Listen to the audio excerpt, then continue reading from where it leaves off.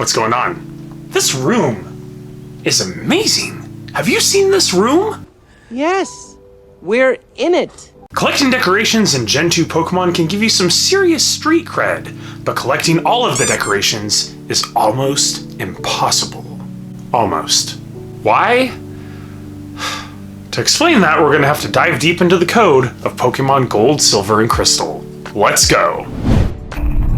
Of course, my room didn't always look this cool. Back when I started my Johto journey, I had a bare-bones collection, with only a feathery bed and a town map. Don't judge me, I just moved in here. But from the moment you set foot downstairs, your mom will accost you for your taste in fancy things, offering to save a portion of your money as you make your way along your Johto journey. Ah, nothing beats the bank of Mom. Yeah, you're telling me you're taking a portion of my hard-earned cash and keeping it here? Psh, no way! However, there is one reason you might actually want to do this. Aside from being emotionally scarred by my mom's opinions, she will occasionally buy you a prize if you meet certain savings goals. Hey, it is like a real bank. The catch is that she spends your own money to buy these gifts, dipping into our own bank account against our wishes. For example, if you save 10,000 Pokédollars, she'll spend 1,800 of it on a Charmander doll. And while getting gifts is amazing, it's a little less amazing when I'm unwillingly buying them for myself. But that woman has a shopping problem, and does it again at the 30,000 mark, buying us a Clefairy doll, then a Pikachu doll at 50,000, and finally, if we save 100,000 Pokédollars, she will spend almost a quarter of our savings on a big Snorlax doll. And while I could be and should be mad about that, look at this fella. He's so fluffy!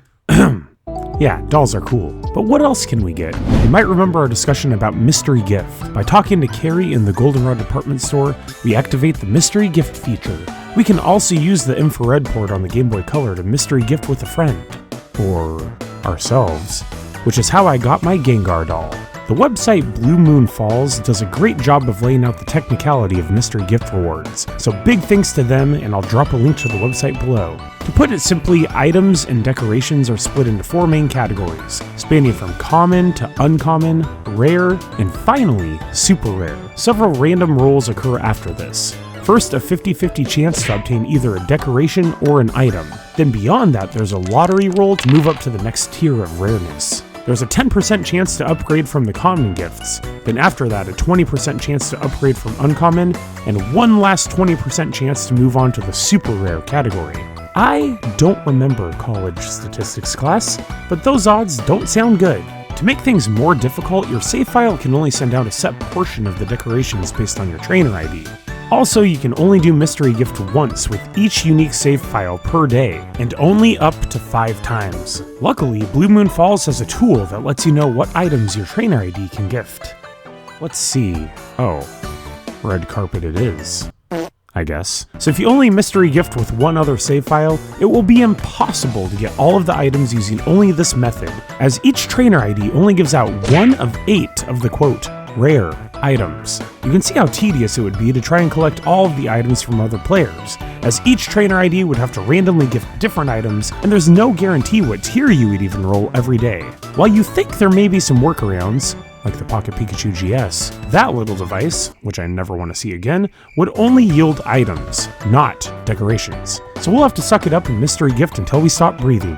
One trick we can use to speed things up is the time travel mechanic we explored when we started our Johto adventure. If you'll remember, by pushing a specific set of buttons at the start menu of Gold, Silver, and Crystal, we can time travel and let the day roll over so that we can Mystery Gift again. There's another helpful resource we have in that Carrie also appears in Pokemon Stadium 2. You'll remember from the last episode that we can Mystery Gift with her here to receive a number of unique items, such as our fancy new Pikachu N64. So cool. The items you can receive from Carrie are dependent on your trainer ID as well. A fun fact, you'll remember that the last person you Mystery Gift with will appear in the Viridian Trainer House. Well, so will Carrie, and she has a fairly impressive team.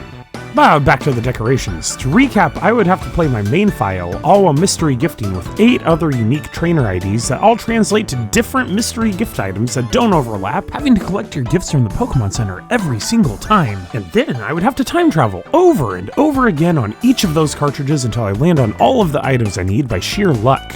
Yeah, okay, let me just do that real quick. Several months later. Well, great, it's been a month now. Where has the time gone?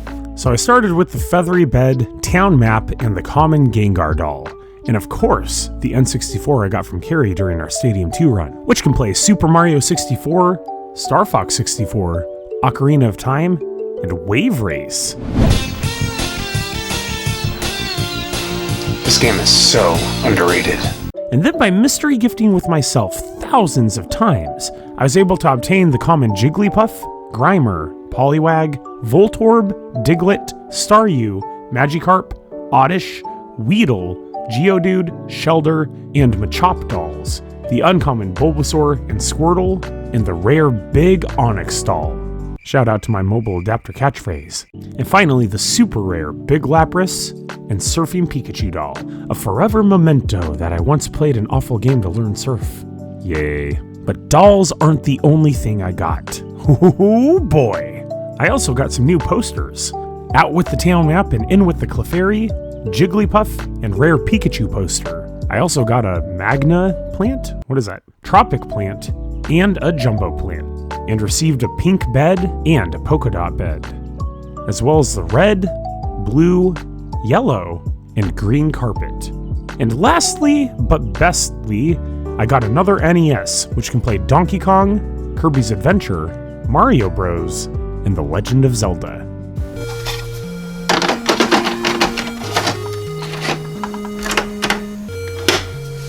I also got another Super Nintendo, which does not play Earthbound. Missed opportunity, in my opinion, but it does play A Link to the Past, F-Zero, Super Mario World, and Kirby Superstar. Dynablade!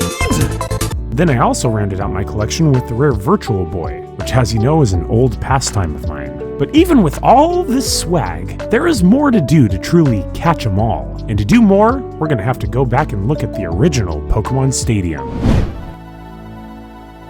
Dang it. By defeating the Gym Leader Castle in round 1 of Pokemon Stadium, we received a special gift Pokemon. While I found this underwhelming at the time, it turns out that the prized Pokemon obtained here have an item called a normal box, and when transferred over to a Gen 2 game via the Time Machine, will become a silver trophy for you to display in your room.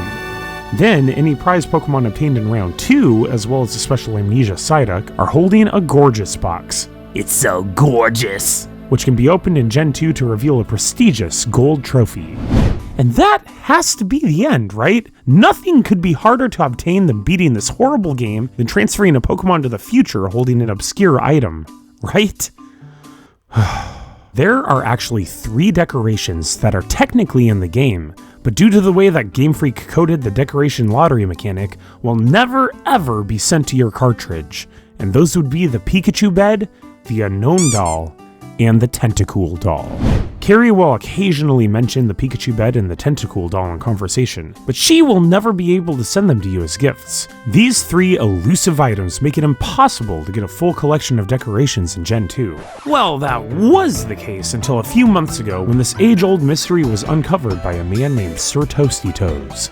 Are his toes actually made of toast? Or does he just have really warm socks? That's a mystery for another time. But this mystery finally unveiled an in-game method to nab the last of the quote, unobtainable room decorations. Now to explain this, I'm going to basically mimic what SirToastyToes said on his video, word for word.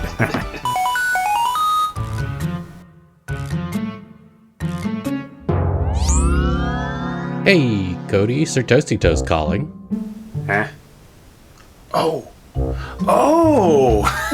I can't help but notice that one of my someone else is trying to collect a whole set of things I already collected and made a video on alarms is going off. You wouldn't happen to know anything about that, would you? No. See, I meant it as a compliment. So I said mimic. Think of it like you're the swashbuckling pirate and I'm just a little parrot flapping around asking for a cracker. You know what I mean? Polly, want a cracker? Well, can I at least have a cool hat? Yeah, I can do that. This is gonna be great. Let's do it. Oh, thank you. I wouldn't actually copy somebody's hard work without crediting them. I'm not Did You Know Gaming.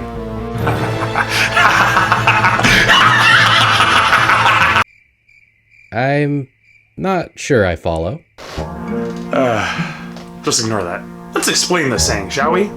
Unfortunately for Carrie here, the developers sort of didn't program her correctly? Discovered by Raining Chain, the sequence of rolls she needs to get to give you a Tentacool doll or Pikachu bed once round 2 mode is unlocked just won't ever happen. No matter how many rumors she's heard about them, she can never give you these gifts directly. And that's when Our favorite key item, the coin case, enters the scene. I don't like repeating myself, but I'm gonna have to give you a Cliff Notes version of the coin case episode, because if there's one way to get a lost or missing item, that's gonna be it. Last episode, I got my coin case from my past self, trading off for Stadium 2, which didn't end up helping too much. The coin case is important, as it is the key to unlocking Ace, or arbitrary code execution, in your Gen 2 gold or silver game. Back in the good old days, I used the power of the coin case, a Quagsire with the move Sleep Talk, and a low-level crap Pokemon to utilize PC box names to ultimately grant myself eggs of the 5, quote, unobtainable Johto Pokemon. From the legendary birds to a Johto-born Mewtwo. We also need to still have that list of very specific items we laid out in that episode. And while I'm not going to run down the entire list again, you'll need to be familiar with Shuckle's Berry Juice, TMO6, which you get from Janine, your Train Pass, and even Stardust, which tastes disgusting, do not recommend. But once you have ACE set up, you can initiate a code that will flag all available decorations to be turned on by renaming Box 9 to this thing. There's quite a lot of numbers going on under the hood in these games, so maybe go watch my video on these decorations if you'd like to hear them explained in detail with my allegedly amazing voice. I'll tell you something.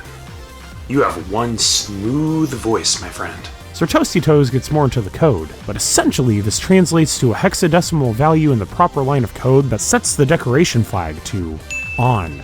As a refresher, we need to assemble our party setup, enter and exit the Cherry Grove Pokemart. Take 4 steps to the right, pull out our Pokédex and listen to Bellsprout's cry. And then finally use the coin case. Did it work? Only one way to find out. As you can see, we now have the Pikachu bed, the Unown doll, and the fabled Tentacool doll. So the legends are true, and I couldn't have done it without you, man. So that explains why the Tentacool doll and Pikachu bed are unobtainable, despite Carrie mentioning them in conversation.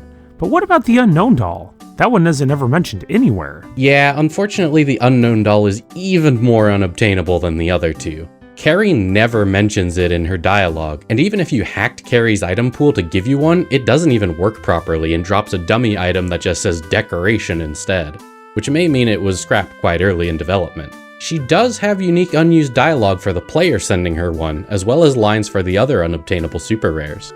Yeah, and there are even rumors the Unown doll was destined to be DLC for the mobile adapter GB, which as we learned last episode, wouldn't be Stadium 2's only connectivity with the device. Ah, what could have been. Well, I can't thank you enough for talking me through all the details. It's been an honor, sir. Ciao. And so, with the 3 lost room decorations needing coin case manipulation to obtain, I can say with certainty that I am the first one on the internet to get all Gen 2 room decorations using only in-game methods. Just think of the accolades I received for discovering this. I'm still here, you know. Oh. Well, I can say with certainty that I'm the second person on the internet to get all the Gen 2 room decorations using only in-game methods. That is a fact. Just because someone did it before me, hey, I did it too. Oh, thank you. Thank you. Remember, stay awesome, Pokemon fans, and I'll see you next time. Bye.